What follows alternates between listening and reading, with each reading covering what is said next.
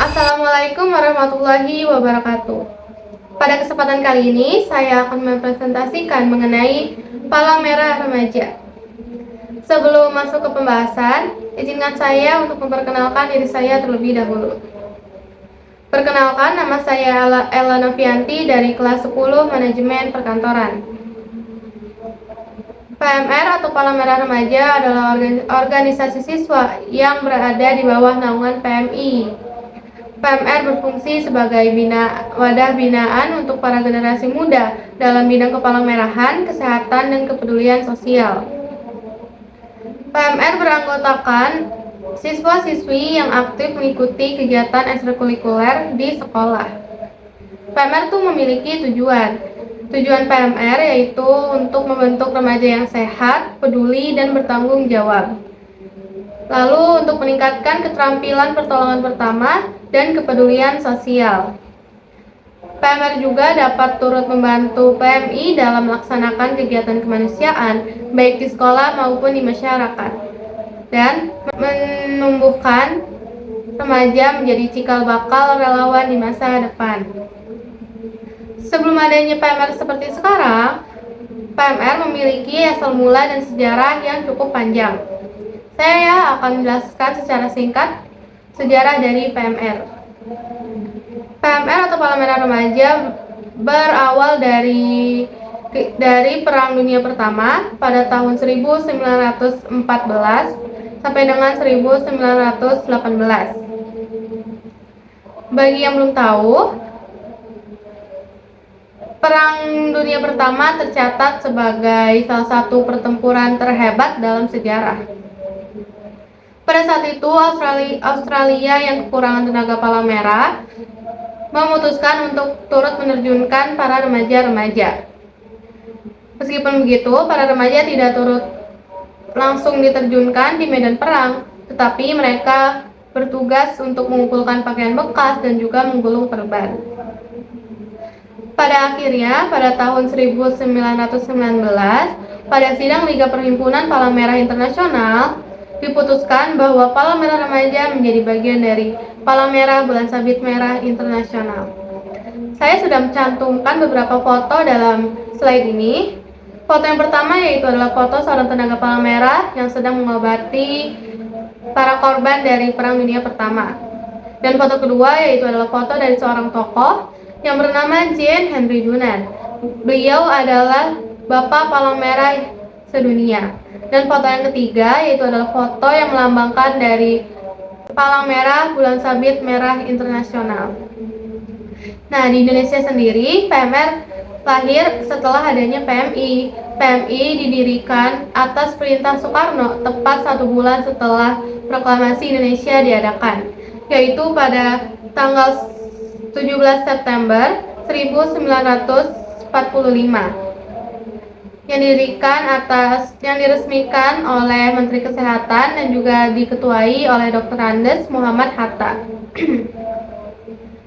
Pada 1 Maret 1950, akhirnya Palang Merah Remaja resmi didirikan di Indonesia, yang dipelopori oleh Siti Desima dan juga Paramita Abdurrahman. Apa kalian tahu pada awal pendirian PMR ini, PMR langsung merekrut sekitar 2047 anggota.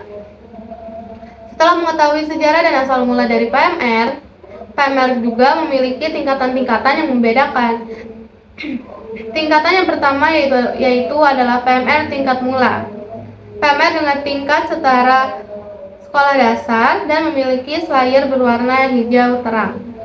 Tingkatan yang kedua yaitu adalah PMR Remaja dengan tingkatan setara sekolah menengah pertama, memiliki slayer berwarna biru langit. Dan tingkatan yang ketiga yaitu adalah PMR Wira, PMR dengan tingkatan setara SMA dan juga SMK, memiliki slayer berwarna kuning cerah. Di PMR tentu mempelajari kesehatan, pertolongan, dan juga terdapat bidang yang dipelajari. Saya akan menjelaskan 3 bidang utama yang dipelajari di PMR. Bidang yang pertama yaitu adalah bidang pertolongan pertama atau yang biasa disebut dengan PP. Pertolongan pertama atau bidang PP dalam PMR sendiri yaitu adalah bidang yang dimana mengajarkan para anggota untuk melakukan pertolongan pertama ketika ada kecelakaan maupun cedera sebelum tenaga medis datang. Pada bidang ini, para anggota diajarkan untuk sigap melakukan pertolongan pertama kepada teman maupun seorang di sekitarnya sebelum adanya penanganan medis datang. Seperti yang sudah saya cantumkan di foto tersebut adalah contoh dari pertolongan pertama untuk korban yang mengalami patah tulang di lengan.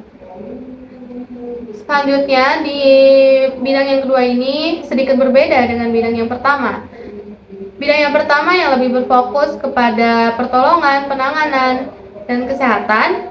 Di bidang yang kedua, tandu darurat ini berfokus pada cara mengevakuasi korban dengan aman menggunakan tandu. Di bidang ini, para anggota diajarkan teknik untuk merakit tandu dari awal dan juga teknik untuk mengevakuasi korban tanpa menambahkan cedera lebih parah. Di bidang ini juga berhubungan dengan kerjasama tim, kekompakan, dan juga tanggung jawab. Selanjutnya, bidang yang ketiga yaitu adalah bidang remaja sehat peduli sesama. Di bidang ini mengajarkan untuk para anggota agar lebih memperhatikan kesehatan diri sendiri, keluarga, dan juga lingkungan sekitar. Namun, selain bidang-bidang yang saya sebutkan tadi, di PMR juga mempelajari materi-materi lain yang tidak kalah kerennya, seperti mempelajari ayu siaga bencana, kepemimpinan, donor darah sukarela, dan juga lainnya. Di sini saya akan membahas peran remaja PMR. Di sekolah, PMR berperan sebagai memberi pertolongan pertama kepada temannya yang sakit. Lalu yang kedua dapat membantu menjaga kebersihan dan juga kesehatan, serta menjadi pendamping teman sebaya. PMR juga berperan untuk bekerja sama dengan UKS dan juga dapat memberikan keterampilan sosial. Selain di sekolah, PMR juga memiliki peran di masyarakat. Peran PMR di masyarakat meliputi pemberian pertolongan pertama kepada korban. PMR juga berperan dalam evakuasi dan distribusi bantuan ketika ada bencana, lalu dapat mendukung sebagai pendukung utama untuk psikososial dan juga dapat memberikan edukasi mengenai kesehatan dan juga kebersihan. Adalah kelebihan mengikuti PMR. Di PMR membantu kita mengembangkan keterampilan hidup seperti keterampilan menolong orang lain dan juga sigap dalam menanggapi situasi darurat. Selain itu, PMR juga membentuk karakter dan kemampuan sosial seperti kerjasama, empati, dan juga tanggung jawab. Di PMR, kita juga belajar kepemimpinan atau peer leadership, yaitu memimpin dan menjadi contoh bagi teman sebaya. Kegiatan PMR juga melatih kesehatan fisik karena banyaknya aktivitas yang aktif dan bermanfaat. Tidak hanya itu, PMR juga menjadi ajang prestasi melalui lomba dan kegiatan tingkat sekolah maupun luar sekolah. Kelebihan PMR sangat banyak sekali.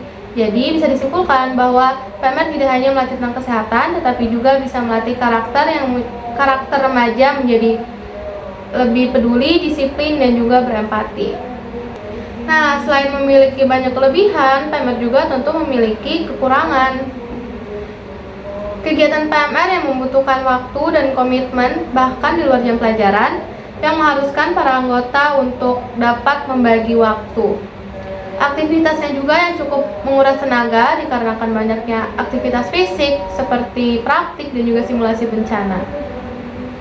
Dan kurangnya minat para remaja di PMR sehingga mengakibatkan PMR ini terbatas dalam hal jumlah anggotanya. Dan kurangnya sarana dan prasarana juga bisa menjadi hambatan dalam pelaksanaan kegiatan. Namun, kekurangan tersebut bisa diatasi dengan kerjasama dan semangat para anggota. Dan kekurangan inilah yang bisa meningkatkan keterampilan para remaja menjadi lebih disiplin, sehat dan juga lebih semangat dalam melakukan dan dalam melaksanakan kegiatan ekstrakurikuler tersebut. Nah, sebagai penutup, PMR bukan hanya sekedar ekstrakurikuler, tetapi juga wadah untuk membentuk remaja yang peduli, tanggap, dan bertanggung jawab. Melalui banyaknya kegiatan di sekolah maupun di masyarakat, PMR mengajarkan arti kemanusiaan, kerjasama, dan kepemimpinan. Sekian presentasi dari saya. Saya ucapkan terima kasih kepada Bapak Raymond Vincent Mustafa selaku guru informatika yang telah mengajarkan kami mengenai materi kali ini. Saya ucapkan mohon maaf jika saya masih ada salah kata dalam hal menyampaikan presentasi kali ini. Saya cukupkan. Saya ucapkan terima kasih. Wassalamualaikum warahmatullahi wabarakatuh.